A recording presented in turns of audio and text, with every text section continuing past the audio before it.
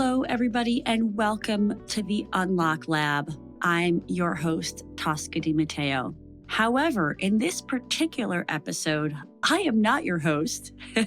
Kiera Doyle is the host, as this is a replay of the interview I did on her podcast called Meeting Your Magic. I wanted to put that here for you on my podcast to make sure you didn't miss it. This is one of the most in-depth conversations I've had about the inner critic work that I think is so critical in getting out of our own way. And Kiera Doyle did such an incredible job digging into this and also sharing her stories with her journey of going from corporate to starting her own business and seeing how she's gotten in her way along the path. Now, here's what I love about this conversation. First of all, Kiera Doyle is an incredible friend of mine, and we've been supporting each other in our businesses for several years. So we have very frequent conversations, and we're constantly helping each other with what we're dealing with, whether that's how we're talking to ourselves or the decisions we have to make on our business. And so for that reason alone, it's just beautiful to be able to collaborate with her in this way. But the other reason why I wanted to make sure this was put on my podcast for you to hear is because she's also an expert in human design. And her work just makes so much sense for anybody who's looking to get a better understanding of who you are and before all the messaging and before life happened. Basically, when you came into this world. So the work that she does is around understanding yourself better. And the human design tool is one that she uses, but she uses a lot of other tools in her work. And so I hope that this inspires you to learn more about her particular work and listen to her podcast called Meeting Your Magic, because I think in this journey of transformation, the more that we can understand ourselves, how our energy operates, and what works for us in terms of moving through the world, the easier it can be and the more clarity we can have on what those immediate next steps are to get to where we're going. So without any further ado, thank you for being here and thank you for listening to this special episode of my podcast, which is highlighting the Meeting Your Magic podcast, which is hosted by Kiera Doyle. I'm excited to see what you think about this content. And as always, please feel free to reach out to me with any comments or questions. You can find out how to get in touch with me in the show notes. And if you've enjoyed this particular episode, I do hope that you'll rate, like, and review this podcast as well as her podcast on your preferred channels. It would mean a great deal to me, and I thank you in advance. Enjoy, and let's get on with the show.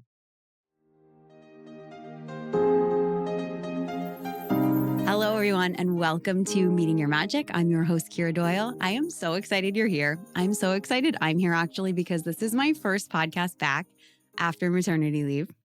And something really exciting about today's podcast is I'm actually doing it live with my guest, Tosca DiMatteo, and I haven't done a live podcast in person since before COVID. So this is like, the energy is hot right now. I'm really excited. And I'm so excited because today, Tosca and I are here at Pulse Point Media. We're trying out their new studio.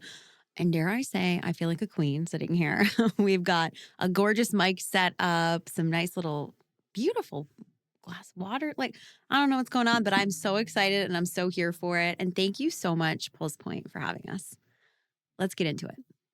Tosca DiMatteo is a career transformation coach. And she's also my dear friend. And I'm going to brag on her for a minute because I know when she comes on, she's going to go, oh, but she co-authored a book and it's called Culture Impact. And she has a chapter in this book all about inner critics. And this is really looking at that part of us that gets in our way. And in Culture Impact, it's really about how that inner critic impacts the workforce. And for me, I don't work in a traditional workforce anymore. And funny story, you'll hear more as we get into it. But Tosca actually coached me out of leaving my 9-to-5 job. And I've gotten so many questions from all of you guys about how did I leave my 9 to 5 job and what was that process and how did I know I was ready? Honestly, we're never really fully ready. And oftentimes we need someone to hold our hand and get us through to the other side. Of course, there's logistical things we can do and getting our bank accounts where they need to be and building our businesses so that they're ready to support us as we transition. But a huge piece of it for me was my mindset and healing my deep inner critic wounds that were telling me I wasn't enough and I wasn't ready. Uh, Tosca helped me with that. Tosca is also the podcast host of the Unlock Lab. It's amazing. I'll be linking it in the show notes. And she has so many conversations in this similar conversation we're going to have today about becoming your own best friend, how to show up. She's also a keynote speaker and she peels back the layers on some of that work as well. Um, she's sitting right here with me right now. So actually, let's just get into it because I'm going to do 90 minutes just talking about you. Welcome, Tosca, to the Meeting Your Magic podcast. Oh my gosh, thank you so much. It's so amazing to see you in person. It's been a long time. I know. And yeah, just excited for you to have this time to yourself to do what you love to do. And I'm just honored and thrilled that you invited me to be a part of it. Well, I'm so excited you're here. And we were laughing right before we pressed record that this morning Tosca got another invite to go on a podcast. Yes. And Tosca's a generator. And one of the things I say a lot in Meeting Your Magic Land is that when generators and manifesting generators, when we say yes to something, that we're asking the universe for more of this, please. So, of course, as you say yes to a podcast, another one's going to pop up. If you say yes to that one, there's going to be another invitation. And the way that things happen and they stack on top of each other like this is pretty wild. So we're having a laugh about that. Well, and just to fill you in on a little bit of the detail, this came through there's a site that I'm a part of that I have a profile on where people that are booking speakers and podcast guests can go on. And I've thought recently, is this even worth it? Because I've not gotten a hit on it at all. And it's been I spent probably a year and a half. And I'm like, is it even worth it? Because I've been thinking, should I update this? Because it's, it's a little bit stale now. And then this thing comes through. And not to mention capacity wise, haven't gone after actively podcast guesting in a while. Because of other things I have going on. And in the back of my mind, I'm like, oh, do I need to bring this to the forefront? It's all the things. It's all the things. I was like, this is such a Kiera day timing for this to happen where more good things are coming and good things are happening today. So love it. I love it. I love it. Yeah, it definitely, the better it gets, or the more we do the thing, the more of it we get. It's like that buffet table example I always give, how the universe interacts with us. Like if you sit down at the table and there's pizza and spaghetti in a bowl of salad and you only put pizza on your plate, the universe is going to see that and bring you more pizza. It's just how it works. The universe is going to go, oh, she's eating pizza, bring her pizza. And then we might sit there and go, oh, but how do I get some salad on my plate? I'd really like some salad. It's like, we'll put a scoop of salad on your plate and the universe will bring you 2 more scoops of salad. But if you're not engaging with that thing or at least in the energy of that thing that it is that you want to do, it's hard to create more of it in your life. And this is a manifesting generator rule of thumb, a gold standard. But this is something all energy types can apply. It's really true.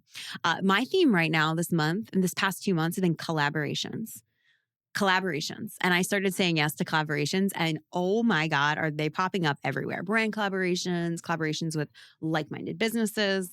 Keep your eyes out, you guys. It's wild. We've got a lot of collabs coming. Tosca, I can't wait to jump into the juicy conversation we have for our guests today because this changed my life. This really allowed me to take a step back and to witness and observe some of the thoughts that were coming through and separate me from those thoughts. And from a human design perspective, I always talk about leading with our inner authority, how to lead with the part of you that knows, how to make really grounded, powerful decisions from your most authentic place. And I often talk about inner authority versus outer authority. Outer authority being our conditioning, outer authority being the shoulds in our head that tell us, you should do this, right? You should do that. I'm to this, I'm to that.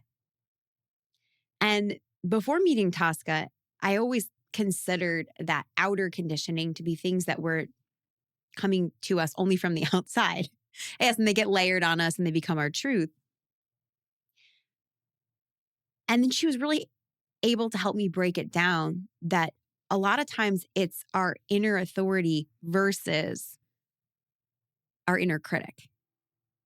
Those voices in our head, that conditioning oftentimes actually becomes our own voice.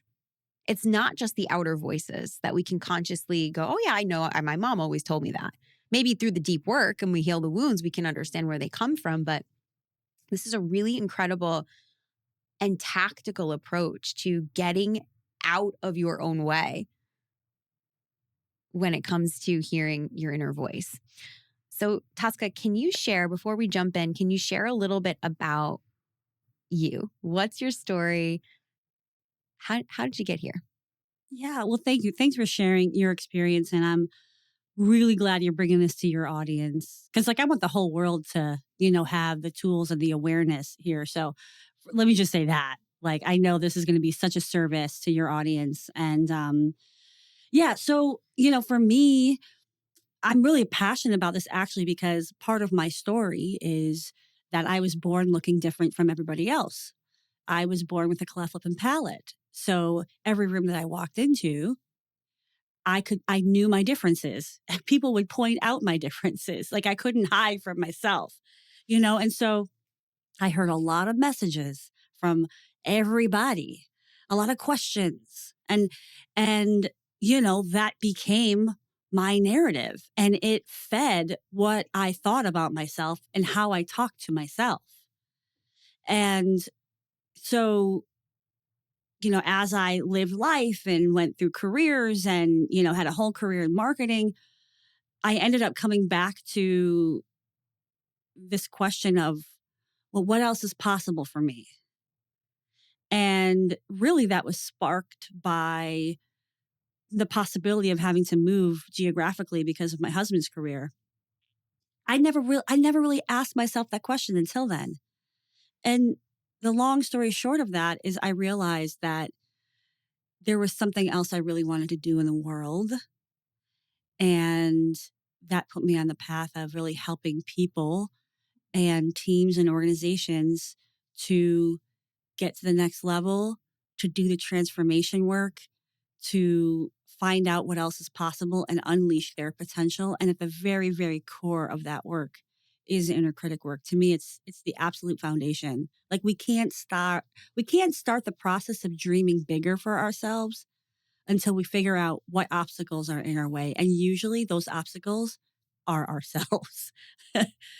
So that's kind of in a nutshell, how I got to do this particular work. Yeah. And it's interesting because when you say we can't start dreaming bigger, do you find that sometimes working with clients, because this is what I do, and I'm curious if anyone else can relate to this. I'll have a dream or a vision for myself, but I'll make it totally a different version of me gets to have it. Like it's so future cast. It's like, oh, this house on the beach that I have, or even before I had, worked for myself, it was like the version of me who gets to work for herself. She was so different than me. It was like this huge wedge between me and the dream. Do you think her inner critic gets in the way of allowing us to realize that we're actually the person that lives that dream? Great question. I think it's, inner critic, how they show up is different for everybody. And so to me, it's like, hey, does that feel like that's true for you? If it is, then yeah, but I think, yes, separating ourselves and really if at the end of the day, the truth is in that moment you don't feel worthy as you are, then yeah, that's inner critic um messages kind of being really sneaky about it too, because as we continue to grow and experience life, and we do some work around inner critics even though we don't realize it, but we push away the fear and we do the thing. Our inner critics can get more and more sneaky, and that's what it sounds like to me, that like you're like that in this instance your inner critic had a really sneaky way of saying, but you can't have it. Yes, like I'm vision boarding. I've made my Pinterest dream life board. I'm doing the journaling. I'm doing the affirmation. Like I'm there, but every time I'm doing it, it's not me who gets to have it. Yeah. There's a huge gap. Like a separation. Yeah. And I think that's the difference between, in your mind, right? Saying, yes, I want this thing, and you actually really fully believing it's possible for yourself. Right. Like the embodied version of you that's like, heck yeah, as opposed to the mental part that wants to believe the thing, but doesn't really believe at a cellular level that this is possible or this is for me. And that's where a lot of that inner critic work comes to, because you don't even realize how you are getting in your way because you're just using your mind to do the work around going after what you want, as opposed to making it a whole body experience about what's possible for yourself. If that makes sense. It's to describe it that way. Yeah, it does. It does. And I hear in this world a lot the term like spiritual bypassing, but it's a little bit of like you're just bypassing that deeper work and putting Band-Aids on top of it and saying, I visualized today. And I know I talk so much in the world of human design about how different energy types manifest differently. And we're going to talk a little bit about energy types and inner critics. But before we do, what is an inner critic? Yeah, good question.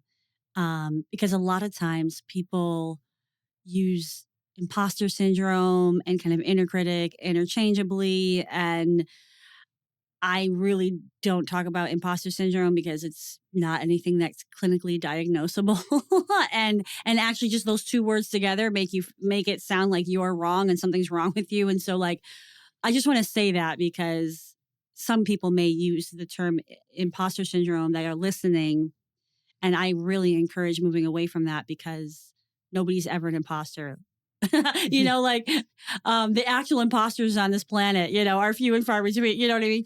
But anyway, so inner critic is basically an inner dialogue, an inner narrative, a conversation that you have with yourself that's on loop. You may not even realize you're having that conversation with yourself.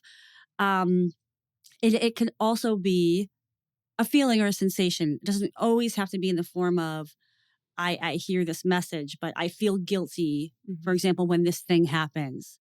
And that's a way that the inner critic can show up as well.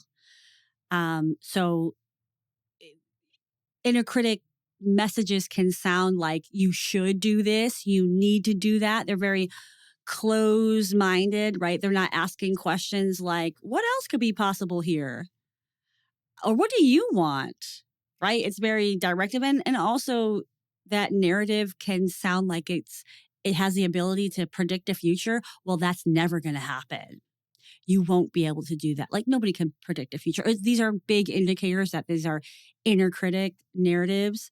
And then also part of it is limiting beliefs is also part of that inner critic narrative, which is, again, whether you said it to yourself or you just feel that way, like, well, I can't like get 30,000 followers on Instagram. Like that's not going to be possible, right? Like that's a limiting belief. That is that inner critic narrative of keeping you boxed in some way, shape, or form, or leading with fear-based mentality, or it runs the gambit, right? But I'll just stop there and just share like that's the nuts and bolts of what inner critics are.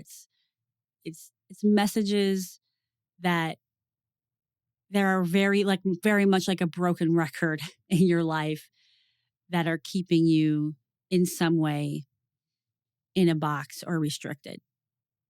I'm so glad you also mentioned that it can be a feeling, and it doesn't have to necessarily be a voice or a narrative, but it can just be an emotion that comes up. And, I think you hear a lot around like trusting your feelings.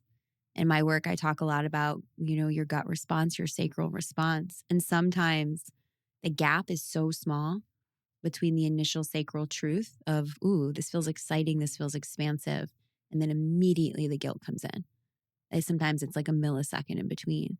And being able to stop and witness that and catch it, because it's so tricky. It can actually make us feel like our innate wisdom inside of our body's intelligence is totally something other than what it's telling us if we're not careful. An analogy I like to give: when I feel my sacral response and something feels so expansive, so big, and then my inner critic comes in, it's almost like that initial feeling, that initial thing being presented to me. It's like a flower bloomed inside me. Something opened up and I'm like, ooh, I feel like this feels exciting. Like the world, it feels bigger. I feel bigger inside of this. And then if that immediate inner critic, something comes in to close it down, conditioning, right? Shame, guilt. You don't deserve it. You shouldn't. It feels like trying to put the flowers back inside the petal, inside the bud, flowers back in the bud. You almost feel smaller than you did before. It's like a shrinking back versus an expansion, or versus even neutral. It's not neutral anymore, because like a part of you just opened and your inner critic is telling you, no, you can't have this. It's like a going backwards. Have you felt that? I mean, the way you're describing it is beautiful. Like the language you have in your arsenal for this is like, oh yeah, like that's, yeah. And you know what? And I think it's so unique to everybody, right? Like how it feels for you is super valid, and it's your understanding of what happens to you. And it can look a million different ways, for different people. And it's like for you listening, it's like whatever's coming up for you, whatever's resonant for you, like trust that like, oh, that is an inner critic thing. For me, definitely like feeling the restriction, right? Feeling the stress, like it, and different emotions in different situations. I respond differently, Yes. physically. Yeah. And,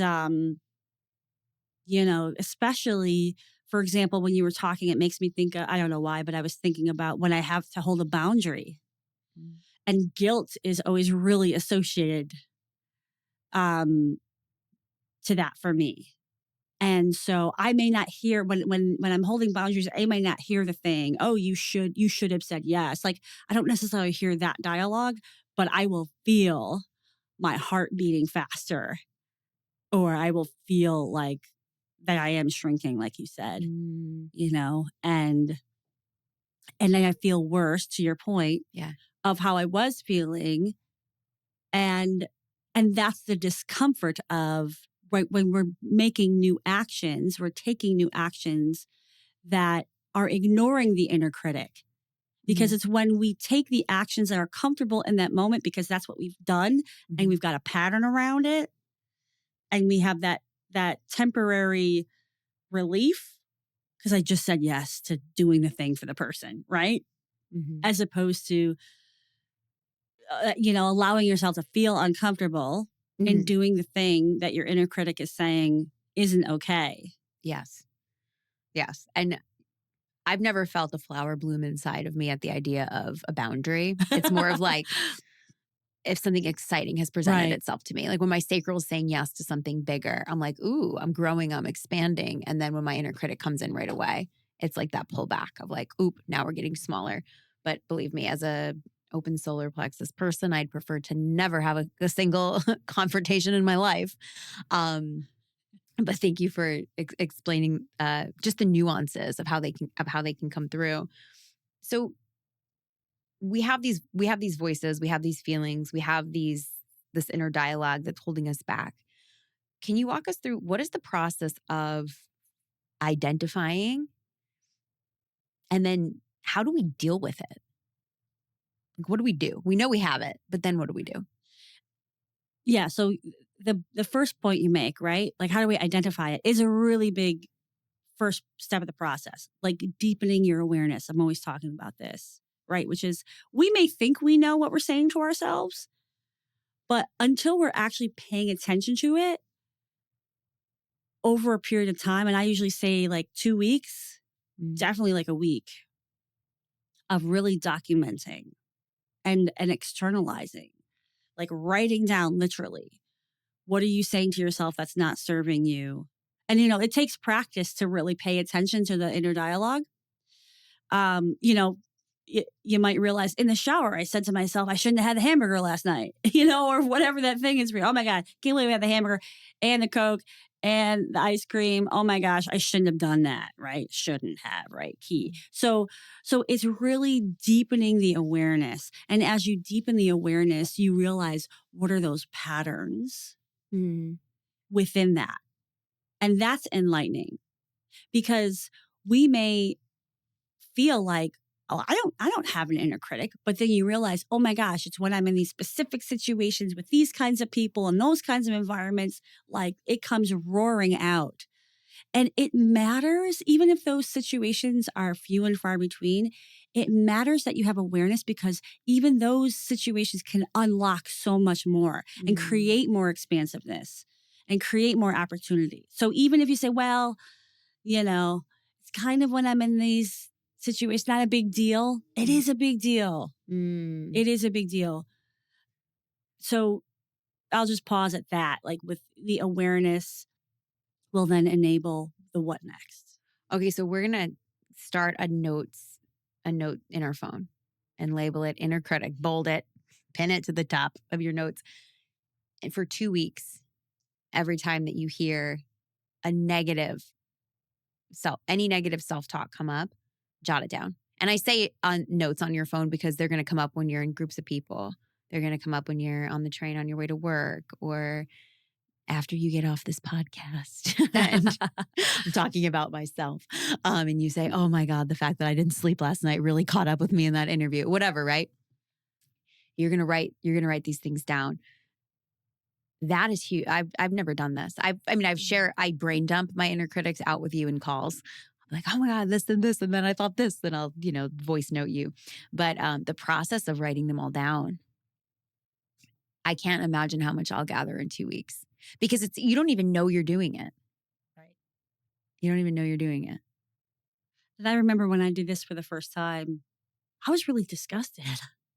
I was like, wow. You wrote them down for myself. Yeah. Wow. I can't believe I'm saying this to myself. Right. Seeing it on paper, like in words, scary. Yeah. And that alone actually is quite a healing process. Yeah. That alone, just capturing it because that awareness, everything is possible from awareness. And again, the patterning and seeing it. So that's part of it. And I like to say it's not about preventing these messages from coming. Right? It's kind of like in meditation, right? It's not about like not thinking. It's about not letting it go down a rabbit hole. Right? So it's about actually the choice you get to make immediately after the awareness. And look, the awareness may come at the end of the day. It may come, not in the moment, but half an hour later. Oh my God, right. I said that to myself, right? So also be kind to yourself as you're journaling because you may have to sit and think back about what happened because it's a muscle, it's a practice to get used to seeing it in the moment. But it's like, yeah, like we no need to beat ourselves up when the thought comes and be like, oh, I can't believe I said that to myself. It's more like, well, what are you going to choose now? And so that very next step is disruption. It isn't letting the narrative turn into a whole snowball and all of a sudden, the world is ending tomorrow, right? Like that's just what we do. We can go from, I can't believe I ate the thing last night to I'm going to gain 500 pounds and I'm never going to be able to do the thing that I want to do. And like my life is ending. You know what I mean? Like that might sound dramatic, but we can get very dramatic. We can catastrophize really easily. Yes. Confirmed. And so the disruption, gosh, there's so many tools in the toolbox for that. And I think, again, it's individual and it's situational. It might be, I'm literally going to get out of my seat and physically move myself to disrupt the thought patterning. I'm going to tell myself an affirmation in the moment. I am going to literally write it down and throw it in the garbage, right? It could be tactile. It could be, phone a friend. I don't know, right? Like, but I could go on and on. But the tools we have to disrupt are plentiful and they can happen even when you're in conversation with somebody and you can literally like in your mind's eye, like delete that comment, like I'm going to delete that. Right. You can do it even when you're interacting. It can be a breath. It could be a deep breath in and a deep breath out and just imagining releasing that thought in the out breath. Right. Like there's so much and you just kind of get to have fun and experiment and play with like, how am I diminishing these thoughts? How am I, starting to quiet them? How am I not letting them take over? Because that's really the goal. The goal is, how am I able to kind of manage the thoughts in a way that serve me to allow the thoughts that I want to have take the lead and take the reins? Yes. So identify, disrupt. And in the identify phase, when we're doing this experiment, it could be 2 weeks, it could be 1 week, I'm sure. We're jotting down everything that's coming to us. I'm sure we're all going to find so many themes of like, oh, wow, there's a lot around that. And probably things that surprised us. Did you find things that surprised you? Oh, yeah. Where you were like, whoa, I didn't even realize. For sure. And in that initial phase of identifying, is it important to also include the disrupt every time as well? No. In I the think beginning, you can just in the dump them out. beginning, when you're just working on awareness, don't add anything else to the list. Like don't try to figure anything out. I would even say don't even worry about finding the themes. Like, just jump back. You can look back later. Right? Yes. Just dump them. Let it out. Dump it out. Bring your awareness, because there's a practice in the awareness in and of itself, and that can be enough. Yeah, that is enough. Don't pile anything on. It so can be enough. It real and what you and I have worked through a couple of them, and now when things come up for me, I just go, oh, that's an inner critic. When they're bigger, I recognize them, but I'm excited to dive into like just the little ones that come up every day and stack on top of each other in a sneaky way. Identify and then we disrupt. So what happens after we disrupt? Part of it is, it's like when you're clearing out, right? Because this is part of it. The disrupting is trying to clear it out a little bit. The way I describe it is, our inner critics is like we have the Nile River running through our head, right? Because those inner critic thoughts have been just building for years and growing, and there's confirmation bias building them in all these environments, right? And so we have the Nile River. So what we're trying to do is dry up the Nile River and create new tributaries of thoughts that actually serve us. And so after the disruption is, we're trying to dry up those thoughts that aren't serving us. So what do we want to do instead? What are the tributaries that we want to grow into the actual river that's going to serve our highest good, that's going to be expansive? And so that can be new thoughts, new dreams, new ideas, new affirmations. And it can also be just light. It can be rainbows. It could be whatever you want to put in there. Maybe it's not a mantra. Maybe you're not there yet, but it could just be, you know what? I'm deleting this and I'm just going to allow a rainbow to come into my consciousness. You know, that may sound a little bit silly, but sometimes it's hard to take a leap from beating yourself up to I'm a super powerful badass. You know what I mean? Like, and I don't want it to be something that you can't really believe and trust in the moment, even just a little bit. Yes. You want it to be something you can really a little bit embed in your body. Yeah.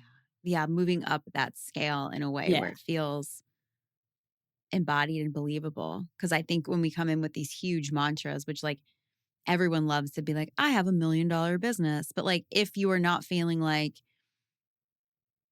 you can, I don't know, pay that month's overhead or pay for something in your business, throwing in the phrase, I have $1 million business, like might not actually align at all. Like that might be way the wrong phrase that you need. And I think actually mantras and affirmations like that, that's where the sneaky inner critics can come in again. Like they get another play. They're like, ooh, actually this is cool because that's future you will have $1 million business, but you now doesn't have that. And then they can like block us again.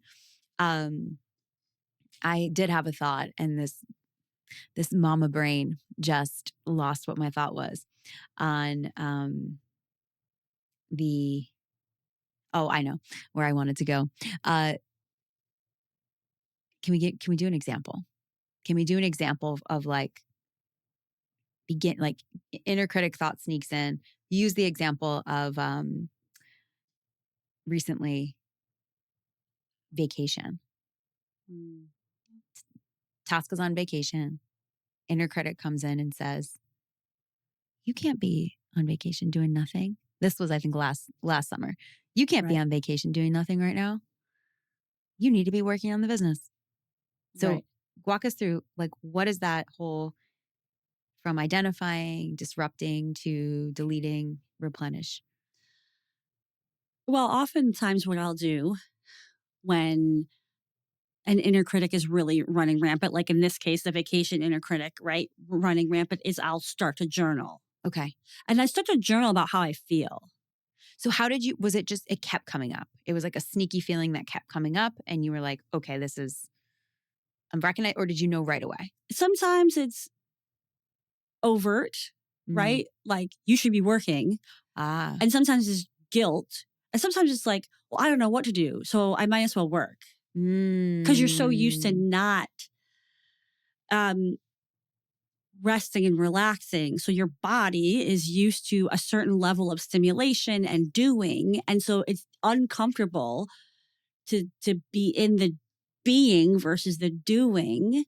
And so that kind of nervous energy that, well, I don't know what to do. So like, I might as well just work because at least I'm being productive and I'm doing something towards my goals.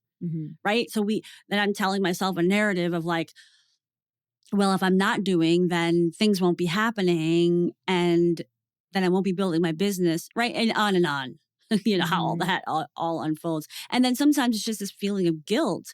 This happens a lot. And certainly in the situation you were talking about, whether it was last year or a couple of years ago, right? Where then, well, for example, my husband and I were together in a vacation setting. He was working. He chose to work and I wasn't. And then it was like all these feelings of guilt, like, well, if he's working, I should be working, or, you know, like, well, matching his energy, right? And then I don't even know how to be in my own energy when I'm around somebody who's in work energy, right? It I just can relate too much. Okay. So then what? You found her. You said, okay, actually, this is that work inner critic coming through. You know, when I think at that time, you know, you and our mutual friend Deb, like we were kind of in conversation about some of this. And so part of it was I did reach out, right? And was like, oh, this is really hard. And like, I don't know, maybe I should work, and you guys were there to remind me of my intent and like why it's important to unplug. So that was part of it too. And like over the years, I've gotten so much better at like allowing a support team to be a part of the process of helping me through the inner critic stuff. Because sometimes you need people to help you remember who the F you are and what you're trying to do for yourself and undoing the conditioning and unlearning this idea that like, productivity is all.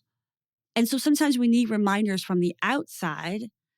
Obviously, we've got to be really selective about that, where other people aren't projecting their ish on you. Right. But that was a part of the process, right? Which is like, I have my support team to remind me that it's okay and my business is okay and like I deserve this and all the things. And being uncomfortable with just not opening my computer and forcing myself to do something that wasn't work, and do something might be nothing, do something might be walking on the beach, and just being uncomfortable until I got over the hump into the land of, oh my God, I freaking needed this. And this is awesome. And like, I'm at the beach and like, what am I doing? Like thinking I should be on my computer, when the beach is like a 5-minute walk from me. You know what I mean? So sometimes the process is like just moving forward in the right direction anyway. It's like I identify this as an inner critic, whether through journaling or talking to friends or both. And now I got to be in the discomfort of what that inner critic wants me to do so I can give myself what I really need. Yes. That's very tactile, a very embodied inner critic example. You helped me identify multiple inner critics throughout my life since I was a child. No, Tosca and I started working together a while ago, actually. Well, was it like 2019? Yeah, I think it was. I don't think I had a single gray hair when we started. Now I have some natural. I don't see any grays. You're doing good, hon. You look gorgeous. Well, those were the days. Back when I worked in my corporate career, Tosca, you had were on the brink of just putting your notice in. And when you put your notice in, and we started working together and coaching each other. And I knew in my heart of hearts, there was something more. There was a different life for me. I had one foot in really loving what I did in my corporate career and felt really important. That was a really big one. I felt really important. I felt very needed. I felt very irreplaceable. How selfish of me. I was like, I'm the only one that can do this. And it felt like that job in a sense, like I think a lot of it fed my ego, but at the same time, it really just kept me very safe because I was living not to my potential. I was living a version of like how well I could do in a corporate space. I was climbing up the ladder. Big things were happening. I mean, I had a great experience in that world, but that part of me that kept saying, I know there's something more, and that had started, in the human design space. I had started growing this business. I had started a podcast. Like all these things were happening. And Tosca and I had bi-weekly connects. And I would say, oh, one day I'm going to leave, when I leave. And you said, when are you going to do it? And I was like, when they don't need me as much. Something so crazy. We're like, that's not going to happen. And I said, well, when I know I can duplicate the same salary I'm making here which I was a director at a massive beauty corporation in New York City. That was a very lofty goal, to just duplicate that salary in my baby business that I had just started.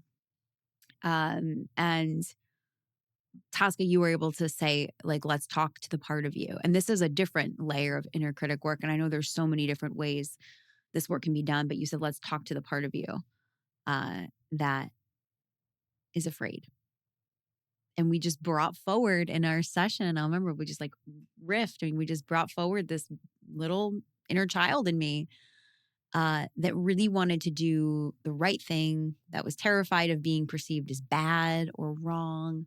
I was afraid of what it would look like if I failed in my business. I was afraid of what it would look like to let down, again, a massive company. Like, they're fine.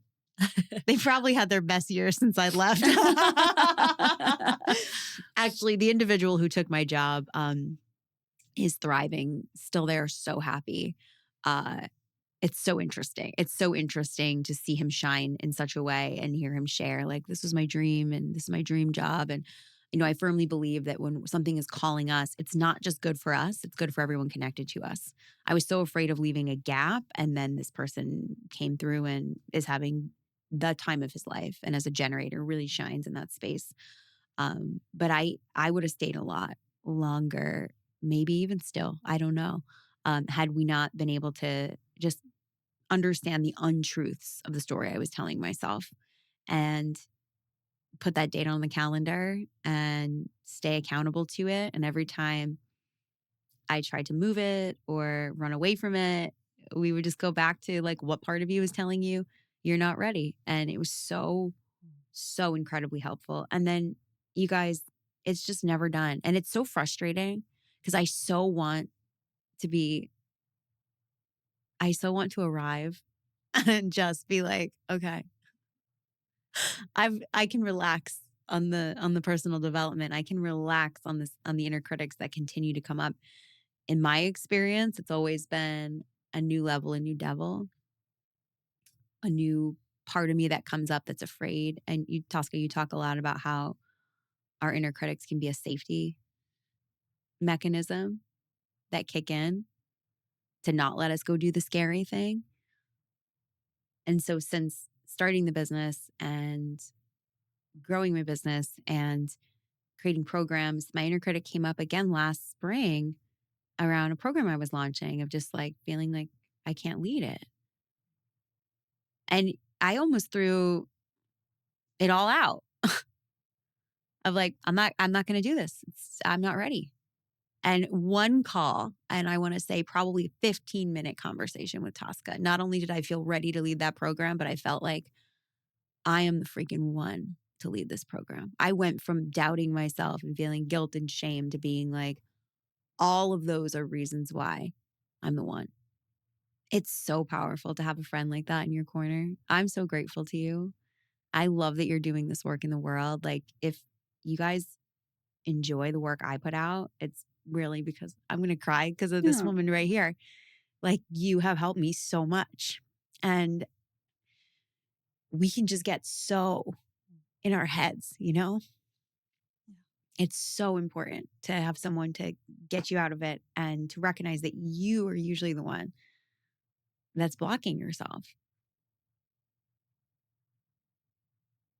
So powerful. Well, and it goes both ways, right? Because look, I sit here and talk about inner critic stuff all the time, and the work is never done.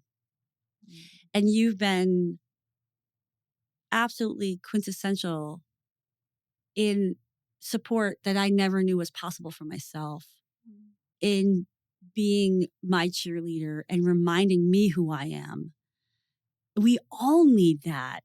We all need the uplift and the cheerleaders and the folks that remind us of our truth and are calling our BS when it comes up. And it's rare to find folks like that. And when you're doing the shedding, right? Because so much of what you help people with is realizing what's not serving and what is your truth and authenticity. And Mhm. when we do that, we can feel like there's a lot of loss. Yeah. But we just have to hold on for what we gain, because it's not always immediate. It's not Mhm. on our timeline, but it Mhm. is coming. Like the next level support, the next level opportunities, then it's coming because we're willing to do the work. And what I love about who you are and how you move in the world is you're like, I'm doing this work because I believe in myself. And there might be parts of myself that are Mhm. scared about that. But I'm not waiting, you're not waiting for some major life event to kick you in the pants. Like you're willing to kick yourself in the pants and say, no, I'm not going to stay small. Mhm. And unfortunately, I think a lot of people in this world, the fire comes after a disaster, or the fire comes after the tragic loss, or the fire comes, but we get to choose to light our own Yeah. butts on fire and say, like, I don't want to do this to myself anymore. Like, I want to know what it's like to be my own best friend. Mhm. And that is a journey. And it's like, I look at it like an upward spiral. What you're talking about is like, you did the Mhm. work, you got out, you hit the new level. And now it's, now you're capable of more, Mhm. of deeper work to get to the next level. As you're constantly moving up the spiral, Mhm. because that's our life's work. And it's normal. It is part of being human. And I think normalizing that Yeah. is important to say. It's not that you didn't get it right the first time. Mhm. It's that this is just the process. It's the process. It means it's working. Yeah, exactly. Yeah. Because now the universe is like, here you go. You Yeah. can deepen this now and Yeah. expand more. Yes.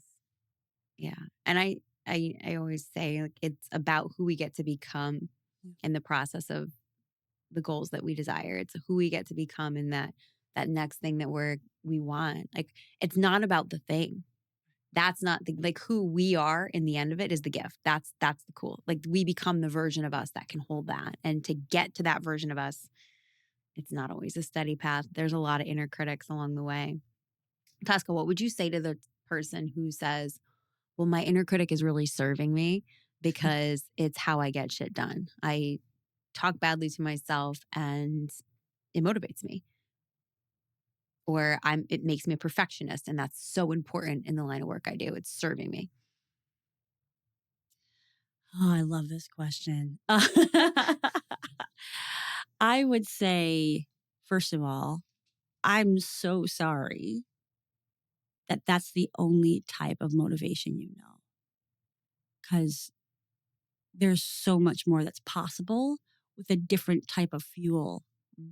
It's like we get used to a certain type of fuel. It's what we've been around. It's what we've used for ourselves. It's like the difference between gas and electric. There's a better fuel out there. What if we loved ourselves so much to motivate ourselves versus the mean girl or the bully was the motivation? Like, so my invitation is to experiment with other fuel to see how much more becomes possible with a fuel of self-love and self-compassion versus what you're talking about, which is cracking a whip and beating yourself up and focusing on the excess, right? Because it's always, life is like, we can, sure, there's certain level of making sure things are done right that could make sense. But we can take that to extreme. We can also take to the extreme sitting on our couch and waiting for the universe to bring stuff to us while we're just being, right? But it's like, where's the middle way? Mm. And experiment with moving a little bit to the left or moving a little bit to the right, depending on where you are with where are things out of balance. Mm. I love that. Experimentation. It's everything. It's everything. And I love that word. I use that word a lot because again, we're so conditioned to be like, either you get it right or you get it wrong. Yes. Like, you either win or you lose, you fail or you succeed. And I always like to use the term, well, I'm just learning forward. Really, when do you ever fail at anything? Like that word failure, actually, if you look at the origin, it's really interesting because it's really actually in the financial space. Um, if you look at the etymology of it, but actually, we're constantly learning and we're never failing. Right. And it's always forward moving, even if it feels backwards, but it's always forward movement when we try something new and discover what works for us. Yeah. I think it depends what you do next to make it forward moving or to make it mean something about you and to make it hold you back. It's like if Thomas Edison, the first 3,000 times tried to make a light bulb, said, like, I suck at this, there'd be no light, right? But he just found 3,000 ways not to make a light bulb. Right. And then at 3001 figured it out, right? But it's like, we got to look at it like we got to be like the experimenters or the scientists of our experience in order to figure out how to make that failure to our benefit, quote unquote failure, to our benefit. And look, what we do next is really what matters. Well, and sometimes it's that, if we use the word regression, right? Like if it's like, oh, I feel like I went backwards on a thing. But sometimes we have to know deeper despair. We have to know deeper disappointment to say, oh, no, I'm really ready for the breakthrough now. Because that was not okay. I was not okay with that, right? Yes. That's part of the learning sometimes, which is like, okay, go deeper. Fine, go deeper in the mud. Yeah. So that this time the new behavior sticks, the new pattern gets created because you've gotten so sick of yourself, that you're like, no, I'm not doing that again. And sometimes that's the process too, but it may look like you're going backward, but actually it's like, you see the thing where it's the, what is it called? The, oh my God, the slingshot. You got to pull the thing back for it to like really fly out there. And sometimes that's what we're doing. We're just, all right, I'm coming back so that I can fly forward. So it's all about perspective and how, again, what's the story you want to tell about where you are? Because you can tell the story about like, I'm deeper in my hole. Right. Right. Or I'm deep in figuring it out so that I can accelerate faster than I've ever accelerated. But it's like, what's the narrative that's going to serve you? And is your inner critic getting in the way of telling that story that actually serves you? And what do you think about what happens when we work on our inner critics? Does it affect how we deal with outer critics? Does it affect our relationships? How does this work go so much deeper than just like us getting the things we want out of life? Oh my God. It's so expansive. It's so much more than you. It's so much. There's the ripple effects you can't even imagine, because when you show up for yourself as your own best friend, everything changes around you.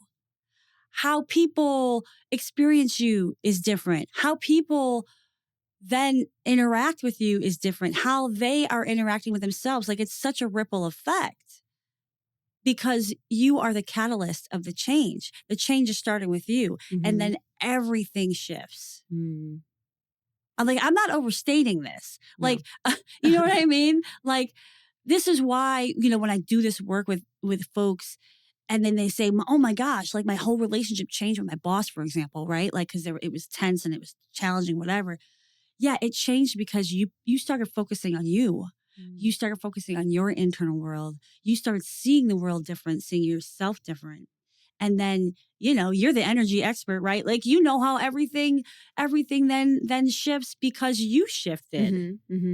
Not just those interactions, but what you're attracting. Oh, yeah. Right? Yeah, absolutely. It's funny. Right now, I'm in like such mom brain that I was reading,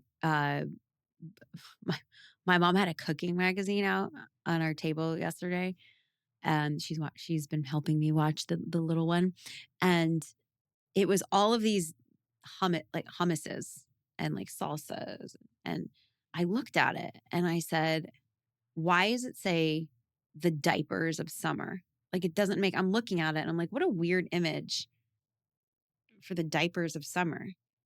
And it said dips. And my brain just like turned that P into an A because I like diaper was on my mind. I was just ordering new diapers on Amazon. And I was like, wow, like where we're at affects even how we see what is. Yes. What we're focusing on. We could be looking at something and we could be seeing something entirely different. And I've also noticed with when I'm managing my inner critics, my response to outer criticism or constructive criticism is so much different because I'm not defensive anymore. Like I'm on my side. So now I just get to be present, aware, choose what I receive and what I do not receive, and understand that mostly what's being given to me is just a projection of that other person and actually has nothing to do with me. But when my inner critic is driving, I will feel a need to explain myself and be defensive and take it personally.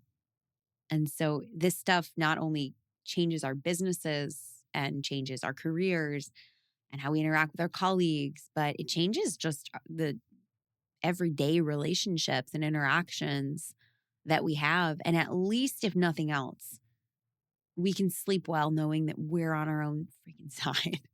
Yes. Especially, we've talked a little bit about like right interactions when we're in situations, where we're with other teams and we have, stakeholders and managers and things. And also, as entrepreneurs, right? That to your point, right? When we standing in our truth, when we're letting our energy, our positive energy, like the all the things that serve us run our business, then we are able to serve from such a higher place because it doesn't become about us. Mm-hmm. It becomes about how am I being of service truly? Because we have to deal with rejection, right? We have to deal with like the client that said no, or I can't afford you, or like all the things. But if we come back to, I'm actually here to serve, because so many of your listeners, right, are people who want to help other people. Mm-hmm. And we have to get out of our own way to remember actually why we're here in service. And then when we lead from that energetic place of I'm actually here, like, because actually if you choose me or you don't choose me, or it's a different time is right for you, then it's so much easier to not take rejection personally.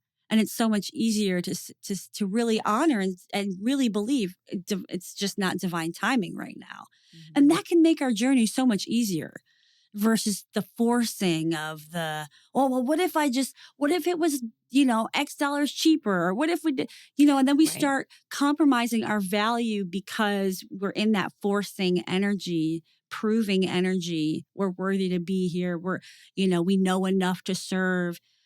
And so the inner critic work really comes into play also, when we step into that entrepreneurial power and journey, because it's just a whole nother slew of stuff that we then have to face when we're attracting value without an intermediary. So good.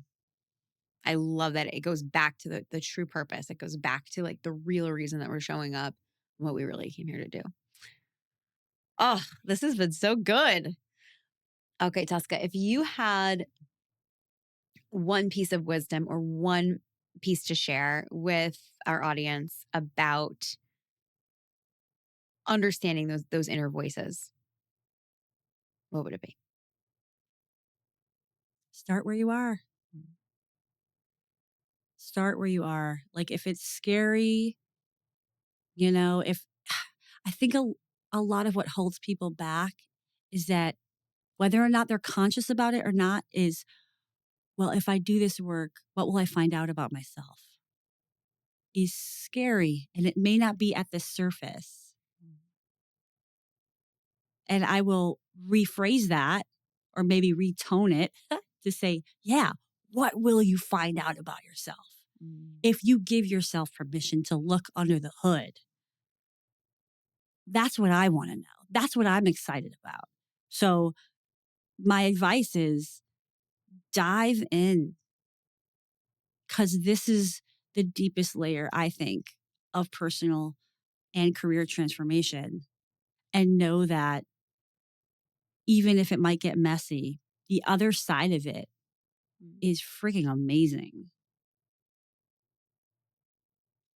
All right, everyone. So we're going to take the 1 week Inner Critic challenge. Start your note in your phone, or I don't know, for me now, the idea of like ripping this up and like burning it or throwing it away feels really good. So maybe carry a mini notebook or keep them in your phone and transfer them to a piece of paper later, of writing down every negative thought that comes up in your mind. Every voice that comes through that's telling you something unkind about yourself, just for the purpose of dumping it out and that awareness. And then we can go and look back, find the themes, find the new stories we want to tell ourselves. Where does it come from? Talk to a friend if you're feeling stuck. You can let us know how it's going on Instagram. You can DM us. Tosca's, all her info will be linked in the show notes. We'd love to hear how this journey is going for you. It is really wild what can change. And by the way, it's your whole freaking life when you do this work. And when you're brave enough to look at the stuff that is ruling your life anyway. It's ruling your life anyway. I think it's Carl Jung that said, until we make the unconscious conscious, it will rule your life and you will call it fate. So let's bring it up to the surface. I'm going to do that. I haven't done this particular challenge yet. Just wait for like level Kiera 5.0. After we're done with this, no one's even going to know what to do with me. I'm so excited. Tosca, where can we find you? You can find me at coachtosca.com, coachtosca.com. You can find me everywhere from there. So, and what I want to do too is give your audience a toolkit that they can use. So let's put that in the show notes where people can kind of download something, that some journaling questions and just some other resources if they want to go deeper after they listen to this. So yeah, I'd love to hear from anybody who has a question or has an aha. I do this work to be of service of people living their best life. So however I can do that, I'm open to your audience reaching out. For sure. Yay. I love that. Definitely utilize that.